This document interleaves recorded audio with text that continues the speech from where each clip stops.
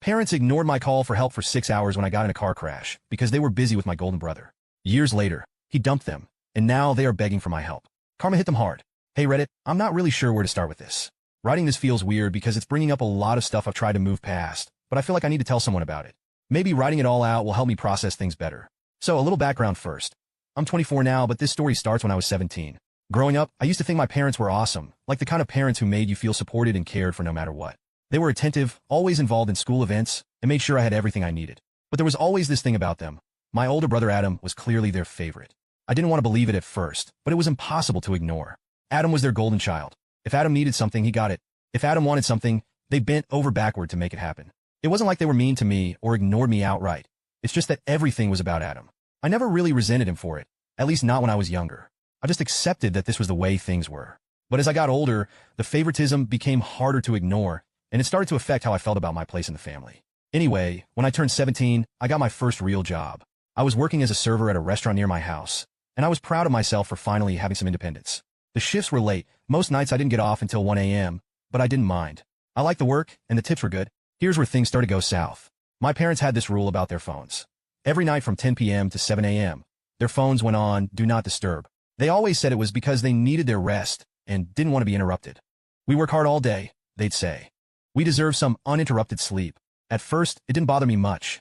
I mean, it's their phone, their rules, right? But after I started working late shifts, I asked them to at least make an exception for me. I told them, what if something happens? What if I need you? Their response? Nothing's going to happen. You're responsible enough to take care of yourself. And besides, your grandparents are always awake late if you really need someone. I let it go, but it never really sat right with me. What kind of parents would rather pass responsibility to someone else than be available for their own kid? Then came the night that changed everything. I was driving home from work after a long shift. It was one of those nights where everything had gone wrong at the restaurant. Short-staffed, angry customers, the works. I was exhausted and just wanted to get home and crash. About halfway home, it happened. A car came out of nowhere, speeding through a red light, and slammed into mine. The impact was brutal. The sound of metal crunching, glass shattering. It was like something out of a nightmare. The airbags deployed, and I felt the sharp pain shoot through my chest and legs. For a moment, everything went black. When I came to, I was disoriented and in so much pain, I could barely think. My first instinct was to call my parents. My hands were shaking as I fumbled for my phone, but I managed to dial their number. Straight to voicemail. I tried again and again, same result. I knew why they weren't answering. Their phones were on Do Not Disturb, but in that moment, knowing they weren't there for me, knowing they'd chosen their sleep over being reachable for their kid, something inside me broke. Desperate, I started calling other family members. Most didn't pick up because it was the middle of the night, but finally I got through to my grandparents. They didn't even hesitate. As soon as I told them what happened, they said, "We're on our way," and hung up. The ambulance arrived shortly after, and I was rushed to the hospital. The next few hours were a blur of doctors, pain, and fear. My injuries were worse than I'd realized. I had several fractures and internal bleeding that required immediate surgery. By the time my grandparents arrived, I was already being prepped for the operating room. Seeing their faces brought me a small sense of relief. At least someone was there for me. But my parents? They didn't even know I was in the hospital until the next morning when they finally turned their phones back on at 7 a.m. They called me in a panic. "What happened? Are you okay?" I told them everything. That I'd been in a car accident, that I'd been rushed to the hospital, and that I'd already had surgery. Their response? "We're so sorry. We had no idea." I was angry, but I tried to stay calm. "Why didn't you come to the hospital last night?" I asked. That's when they told me the real reason. Adam had a rough night, and we didn't want to leave him alone. You know how he gets? I couldn't believe what I was hearing. My parents had chosen to stay home with Adam because he didn't like being left alone while I was lying in a hospital bed, scared and in pain. To be honest, I don't remember much about the rest of that day. I was still groggy from the surgery and overwhelmed by everything that had happened. But one thing was clear. My parents had let me down in the worst way possible. That night, as I lay in my hospital bed, I started to rethink everything I thought I knew about my family. My parents weren't the amazing, supportive people I'd always believed them to be.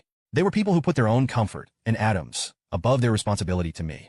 It was a hard pill to swallow, but it was just the beginning of a long journey that would change my relationship with them forever. After the accident, I thought things might get better between me and my parents. I thought maybe this would be the moment they'd realize how their choices affected me, and that they'd try to fix things. But it didn't play out that way.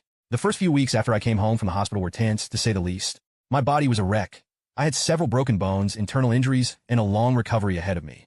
Physical therapy became a regular part of my life, and the doctors told me I'd likely have lasting limitations because of the accident. It was overwhelming, both physically and emotionally. My grandparents were there for me every step of the way. They drove me to my doctor's appointments, helped me with therapy, and made sure I had everything I needed. They didn't complain or make excuses. They just showed up. My parents, on the other hand, didn't seem to grasp how much their absence during the accident had hurt me.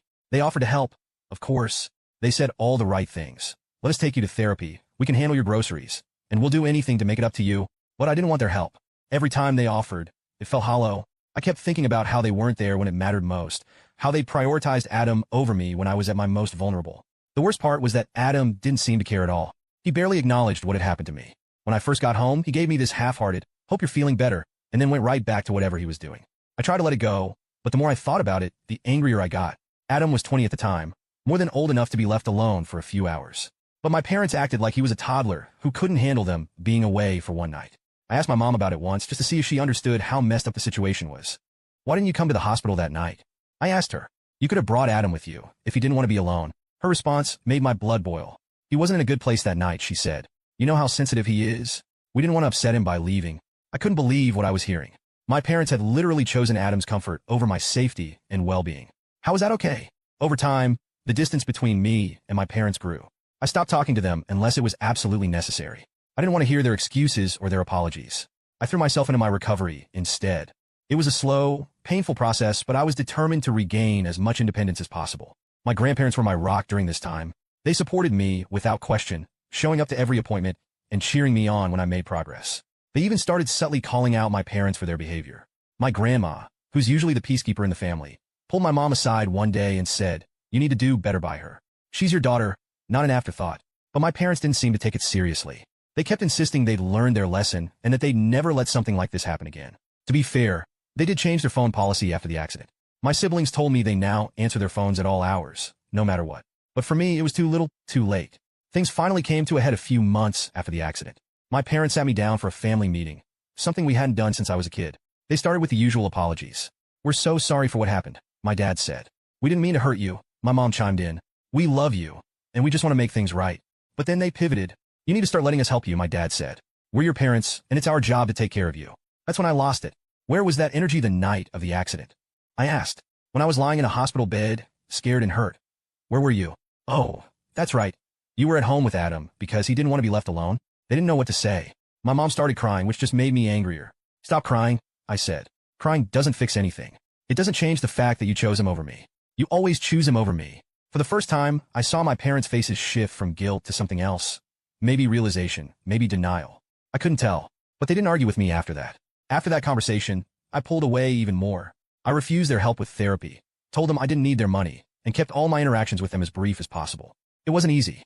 A part of me wanted to forgive them, to move past everything and rebuild our relationship.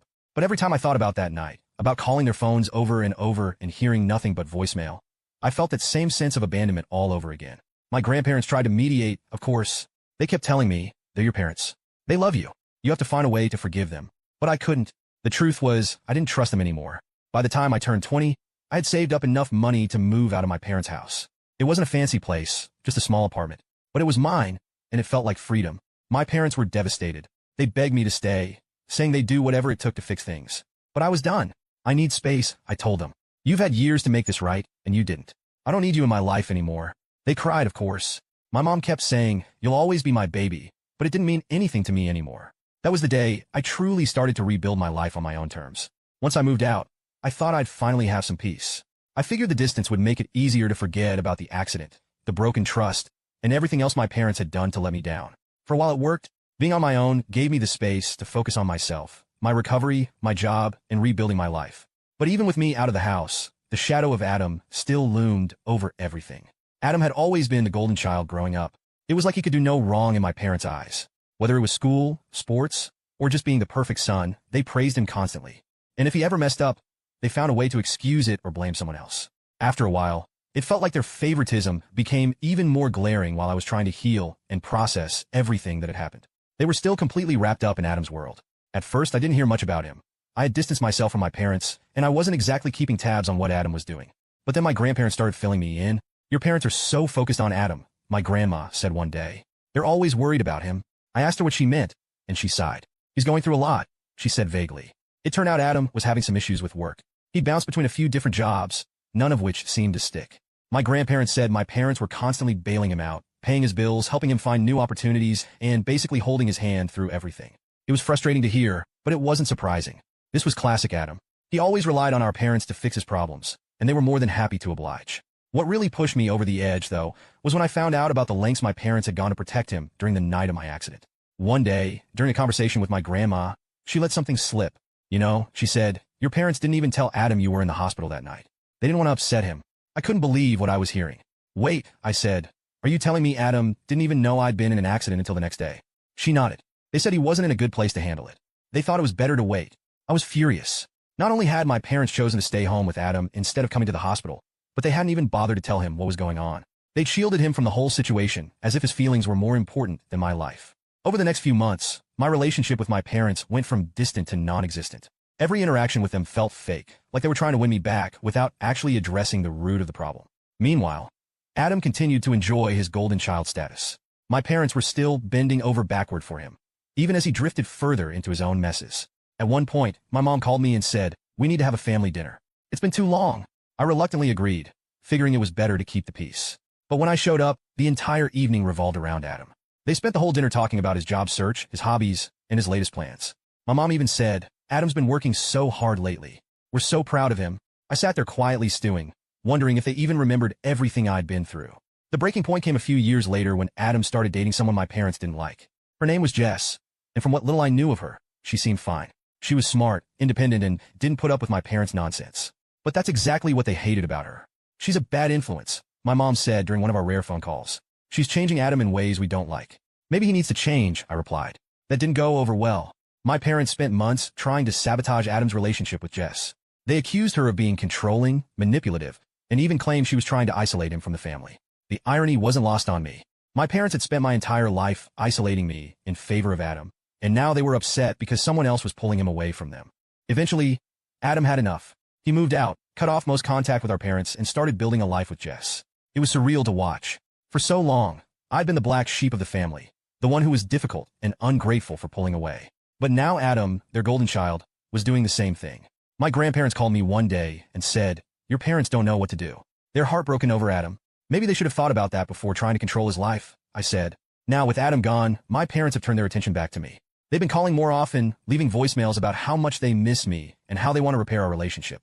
They've even started sending me gifts, things they never bothered to do when I was living under their roof. It's clear they're trying to fill the void Adam left behind, but I'm not interested. My grandparents have asked me to give them another chance. They've learned from their mistakes, they said. They're trying to make things right, but I don't believe that. My parents haven't changed. They're just desperate now that their golden child has moved on. If there's one thing I've learned through all of this, it's that some relationships aren't worth saving. My parents made their choices, and I've made mine. After Adam distanced himself from my parents, I knew it was only a matter of time before they turned their attention back to me. At first, I thought maybe they'd leave me alone. I'd made it pretty clear over the years that I wasn't interested in rekindling our relationship, and I assumed they'd respect that. I was wrong. It started small, texts here and there, asking how I was doing or if I wanted to grab lunch. I ignored most of them, but they didn't stop.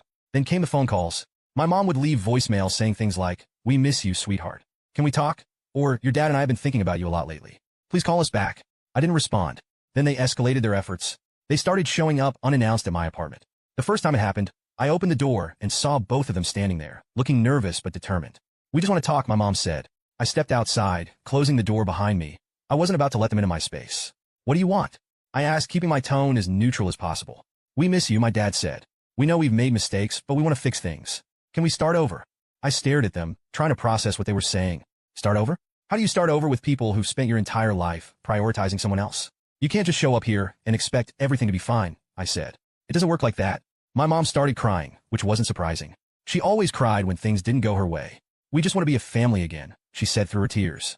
I shook my head. You made your choices a long time ago. I've moved on. They didn't have much to say after that. They left, but I could tell it wasn't the end of it. My grandparents got involved next.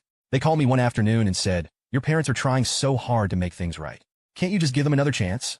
I sighed, trying to keep my frustration in check. They're only trying because Adam isn't around anymore, I said. If he hadn't left, they wouldn't care about me. That's not true, my grandma said. They've always cared about you. They just made mistakes. Mistakes? I repeated. Grandma, they abandoned me when I needed them the most. They've spent my entire life catering to Adam while treating me like an afterthought. That's not a mistake. It's a pattern. She didn't have an answer for that. The gifts started coming next. Random packages would show up on my door. Clothes, books, gift cards. Once, they even sent me a care package with my favorite snacks and a handwritten note that said, we love you and hope you're doing well. It was strange. My parents had never been the kind of people to show affection through gifts, so this felt forced, like they were trying to buy my forgiveness. I didn't know what to do with the stuff. Part of me wanted to throw it all away, but another part of me felt guilty. I ended up donating most of it just to get it out of my apartment. The turning point came when they showed up at my grandparents' house during one of my visits. I've been having dinner with my grandparents, enjoying the peacefulness of being around people who actually cared about me, when the doorbell rang. My grandpa went to answer it, and I heard my mom's voice. Is she here? We need to talk to her. My grandpa hesitated, but my grandma told him to let them in. I froze as they walked into the dining room. My dad looked uncomfortable, and my mom had that overly apologetic expression she always used when she wanted something.